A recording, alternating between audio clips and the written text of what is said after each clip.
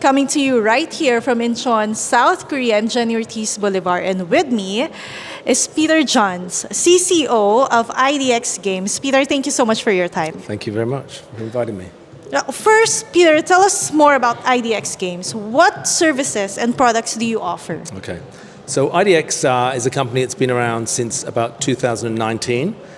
Originally, our trading name was idNerd, and we did a lot of animations, gaming animations and non-gaming animations. We're a studio in Hong Kong, do 3D, custom graphics, etc., etc.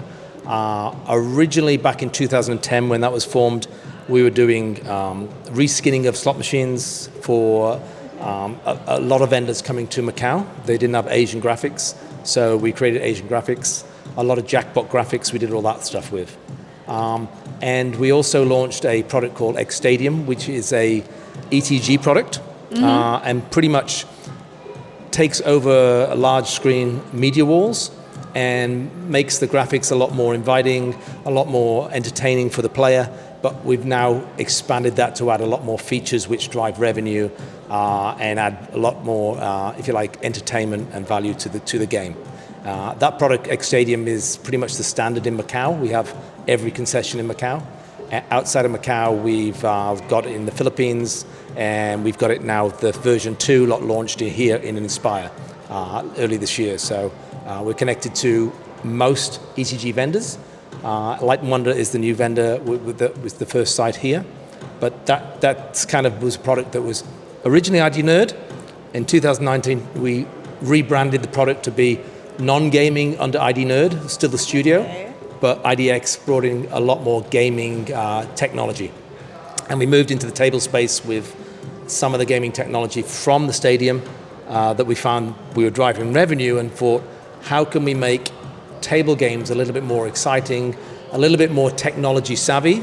So if you like, the smart table. And we invented, or we created an end-to-end solution for smart tables. Originally, we were using computer vision, a lot of computer vision and AI. We could read chips, we could read pretty much put a meter on every bet box. But within the trend board, we also were driving new features which drive revenue and help the casino, if you like, make the casino put a better product out there. Like I talked this morning for the new millennials, is how can we bring in technology into that table space and give it a kind of a relook, more entertainment value, more fun value, but we found that the features obviously are revenue driving features. So, and how do we know that? Because we had a system to measure it, measuring chip value on the tables. We don't do the camera system anymore, but we do connect to smart tables out there like Walker Digital, and anybody who's got an RFID system, we could connect directly to that. So the system can be very integratable. It's a very open platform.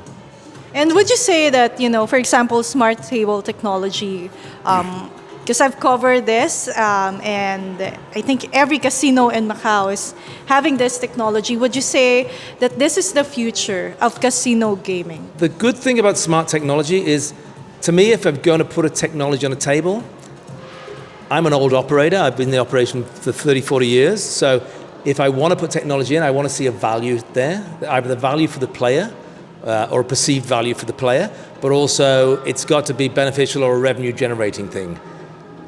And that's what I would see. It's like, if I put it on the table, I want to see a return, if you like.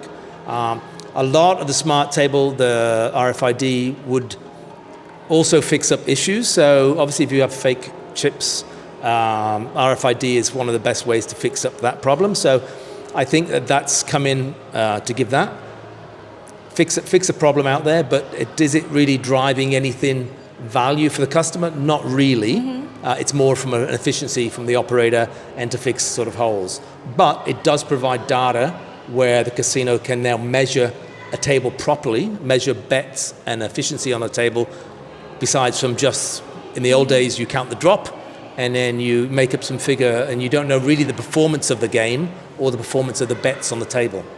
Once you've got the meters or the data, you can then use that data to, make your table more effective, and that's why smart tables, are the great thing for casinos. All right, I want to dig deep more on technology. Actually, I've talked to people, and sometimes when we say technology, AI, blockchain, crypto, and other emerging technology, there's hesitation about it. What can you say is the future of integrating these emerging technology into the gaming industry? Do you see, more people being accepting this technology? I think since COVID, where most people have moved into that digital space because of they had to, that it's more acceptable. We don't do blockchain. There may be a market for that, but that's more of an online payment system. Definitely, I think you are getting value. I've forgotten the question now.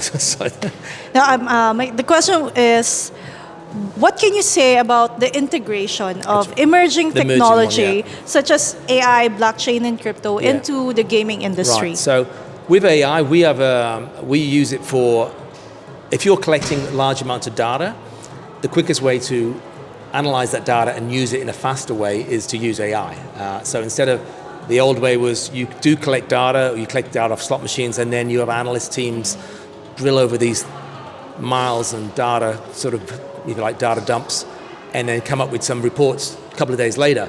With AI, there's a faster way of obviously giving you instant results from that data. So we have an AI platform, for instance, where once the data's in the server, you can literally ask the questions pretty much like a chat GPT and say, what was my win last night? And instantly you'll get the results. And then you can dig down and say, where did that win come from? And it might give you this. Who are the players? And it would give you the players. So the data's there. It's accessing that data in a fast, efficient way that you can make a decision in the current time, not proactive. You'd be proactive for your data, not reactive. You get the data 2 days later, it's a bit too late. But if I could find out as an operation, and AI is good on that, you can drill down and ask it for information and get the information instantly, minutes instead of days, which is the big benefit I see in AI. Can it be used in a lot more other things? Yes, we use it a lot in our interactive non-gaming. We're using a lot of AI there to do immersive and interactive graphical stuff. So there's a lot of use for it there. But acceptability, I think the new generation, your Gen Zs, and they're the people that's growing up, they're totally digital. They're 100% digital. Those guys will accept it. But they also, their trust level is a little lower. So they, as we talked this morning about the trust of being online technology versus land-based casino. And I think if they've got a brand online has a land-based, the trust value is a lot higher. Right. So the acceptance would be better to me. I know that, the amount of instances I've come across in the last 3 years since post-COVID of scams or, instance from online is just crazy. And it blows me away from gaming going, online people rip people off? What is the point of ripping casinos off? The math is there in the casino's favor. You don't need to run a crooked game to make money. You will always make money on the game itself. So, all right. Yeah. Now, Peter, of course, we're here at Sigma Asia Land-Based Retreat, and of course, we had this group discussion together with other land-based stakeholders, regulators, operators, manufacturers, suppliers. And one thing that came up actually was the Gen Zs. You've mentioned it. So how do you think the land-based can, attract in the years to come the Gen Zs? Because as you've mentioned, their generation, not my generation. They're a different breed. They're a different breed. Right, they think too. Right. And I have two sons in that Generation Z, so I know how they think, and they're 25 and 27, and it's interesting to listen to their thought on the world in general. My youngest son, pretty much his best years, 18, 19, 20, were COVID years, so they've literally been forced into digital space. But their trust is still a lot less. And, I think the experience of going to a real casino in today's value, what casinos offer, is kind of boring, especially if they do a lot of digital stuff online, whether it's social gaming or gaming. And they come into a casino and they go, the tables are still boring to them. It's like old school. So what needs to be done? I think in 10 years tweaking from the product. now? And I think one of our things from IDX Games is how do we bringing technology to add value to a game. And it's bonusing, it's jackpots, it's multipliers, stuff that you see in the online space doesn't, at the moment, get put through into the table space. Tables people, kind of old school, they go, most technology in tables has been there to optimize, or, there's no innovation, it's more optimization. And you get this with the conversation that's more about roulette. Multipliers are happening online and in the ETG space, but what has the table guys been doing? Adding double zeros, triple zeros, kind of squeezing the stone a bit more to get more blood out of it, but in the detrimental to a player, they go, oh, hang on, I'm not getting more out of it, I've just got less chances to win. So I think you can add bonuses to live tables in ways that we do for our trend board that add value and that people can see that as a value. I think if a player perceives they're getting a value or an advantage, they will play longer and they'll start to go, okay, I now understand, I will play more at this table. So I think they can be done. I think the product just needs to be tweaked, and it might be a total different product in 10 years' time.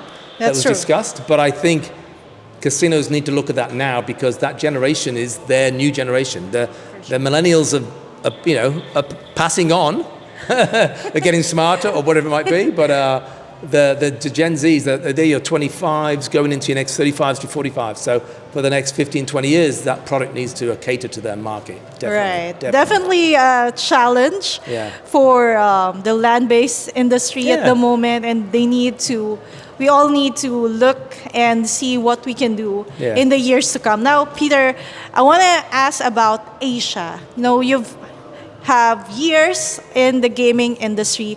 What can you say are the biggest developments in this region? At the moment? At the moment. Definitely lots of excitement coming out of the Philippines as far as new IRs, new casinos, and the regulator's very positive about the growth in that industry, which is good. You've got, the Cambodia, the Laos, and all the Thai, talk about the Thai. The Thai market would be great if it gets going. And I hope that it's regulated in a way that it's sustainable. You see what happened in Cambodia a couple of years ago. It went up and it went down. And if it's not properly regulated, it's kind of, you sort of get the trust level drops a bit, so the players don't feel that they're getting a good value. And if players, you hear the stories that this happened in a certain casino because the regulations aren't there, I think it's detrimental. So to me, it's important that, we only work in what we call the black and white market. We try and keep out of the gray market. So for us, when we move into a new area, as long as it's fully regulated, we're happy. We want it black and white. We want the rules there. If everybody knows what the rules are, it's an equal playing space. And I think that's the players itself. They don't want to go to areas which are, if you like, a little bit dodgy, crossing borders to places because they want to gamble because, is it legal? Yes. Is it run properly? You don't know. And that's the fear, I think. And but I think that the Philippines is growing good. I don't know much about Sri Lanka. I'm keeping an eye on Sri Lanka. Obviously, we have a lot of interest since the G2E. Thailand will be fantastic. I don't think I'm holding my hopes out for Japan in my lifetime, but I'd love to see it in Thailand. But I think that's a 5-year program, and done right, it would be fantastic for Thailand. It'd be a Singapore model, which is good for the people of Thailand, if you wish. Employment is growth. The tourism money comes in, and the resorts, etc., etc. So I think it can be done if done right, and it's up to the regulations to keep that in a smart way. So, All right. So you've mentioned a lot of opportunities ahead. Can you tell us about, what's the biggest challenge that you see, and how do you think the industry can overcome that? What's the biggest challenge? At the moment, it's getting people to think in a new mindset. A lot of people get comfortable, and I'll use a target like Macau. Macau went through this COVID, they've started to come out of COVID, and now I see it getting quite comfortable. They're like, oh, okay, we're back up. We don't need to worry about the changing too much. The old market, the landscape has changed, but really, I see casinos just sitting back and not getting innovative enough. The smart ones who are jumping ahead. So I think that they've still got to keep thinking ahead and keep changing. You can't sit still in this industry in the next 10 years. You still need to innovate. You still need to think of the changes. You can't just go, oh, it works now. Mm-hmm. It's back. Let me just let it come in. it could be taken away. We all know the taps can be turned off at a drop. So, yeah, I think they've got to keep in. Casino operators have got to keep innovating. They've got to be more proactive in taking on technology and being a bit more, leaders instead of most people more reactive. If someone does it, they're like, oh, we have to do it. Yeah. And then it cascades that way instead of going out there. The leaders in the industry are the ones that move first, obviously get them first mover advantage, but then soon everybody copies. But I think could do with some more leaders moving forward, I think, and taking advantage of the changing market. And some are better than others. So. Right. Now, finally, Peter, I want to ask you about, of course, I've mentioned this, and it's in our background. We're here at Sigma Asia Land-Based Retreat. What can you say about the role of Sigma World in, creating and building the gaming community in Asia? I think you've got a lot of competition in that space. Trade shows are good. They're good at bringing people together for networking. It's great for people to show product. I think there is a lot of people playing in that space. We are always looking for trade shows to go to, but as a smaller company, if I have 12 trade shows to go a year, I would be like, oh my God, we can't do it. So we normally do. I think after COVID, we did pretty much 4 that year because it'd been quiet. But normally we'd do 1 or 2 a year, and we try and pick the ones that got the most benefits for us. So obviously, different markets. The Philippines has been struggling for a decent trade show. They've had a few come before COVID, and then after COVID, sort of smaller. It was harder space to take product in at one stage. So if you were taking product in, you had to almost on-sell it, or if it was just a show. So it kind of restricted what people did. But as long as that side is the challenge out of the way, people can freely take product in and out, it would make it easier. So they're good. Trade shows are good. It's a good way to meet people. It's a good way to keep in touch with the operators. Sorry, I have to ask another question. What's your biggest takeaway from this land-based retreat? Land-based has been good because this is a nice sized group. It's been good that we've managed to talk to everybody.